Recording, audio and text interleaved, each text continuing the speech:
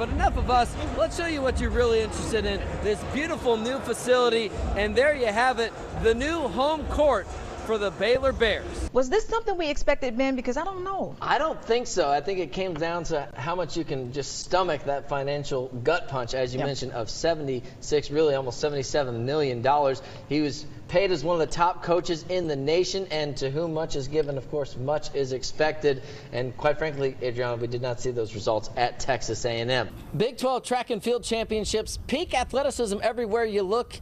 And I'm here as well. We have to point out the under-the-radar matchup of the night. Cameron Yo against the actual Game of the Week trophy itself. I know my escape routes, and I'm going to be prepared for whatever happens post-game. And then he just rips off a shirt with my face on it, you know.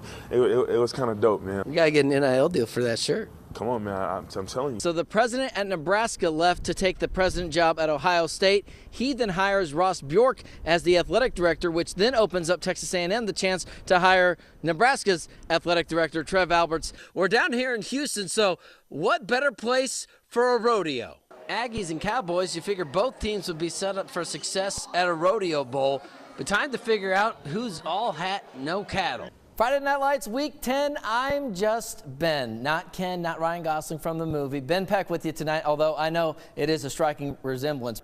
The longest active win streak in Texas high school football is over. Lorena defeats Franklin 52-49 with the walk-off field goal. So much talent offensively on this roster. You want to hopefully sign someone who can keep the players together, but also maximize the potential once you have them. The fact that they were able to establish the run as much as they were really limited the pass rush for LSU. We hardly heard, at least I did, Harold Perkins' name. Going into that fourth quarter, absolutely no rhythm offensively. I was writing the obituary for this season for Lady Pirates. I think everyone in blue and yellow was nervous. Texas A&M quarterbacks getting hurt. It just feels like a TV show that lasted a couple seasons too long at this point. The Texas Rangers visiting the Texas Sports Hall of Fame, and as you see, they brought some extra luggage with them. 2012 may go down as the most important season historically for Texas A&M football. Of course, the move to the SEC, Johnny Football making waves, and while Manziel was winning the Heisman, another quarterback was establishing himself. Third place in the voting that year,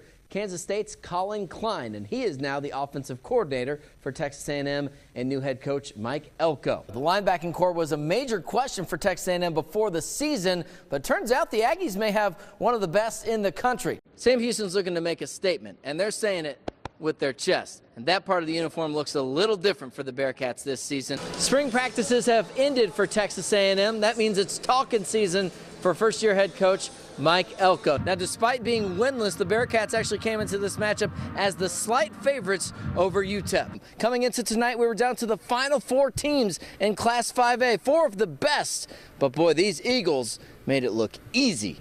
As we saw on the field today, Texas A&M was already going to have its hands full with LSU, the top scoring offense in the nation, statistically the best player in college football, potentially the Heisman Trophy winner in Jaden Daniels. Put on top of all that, oh, by the way, who's the next head coach going to be for the Aggies? And not only are Scott's Bears playing here in Memphis, his brother Bryce is still dancing with the Grand Canyon Antelopes. Normally, colleges can have 85 scholarship athletes available. Tonight, Texas A&M, it's only about 55, and especially thin at some notable positions, including wide receiver, where the Aggies only have 3 on hand. Only 3 women's basketball coaches have a court named in their honor. You got to go to Tennessee with Pat Summitt and Kay Yao over at NC State, and now after tonight, Texas A&M and Gary Blair.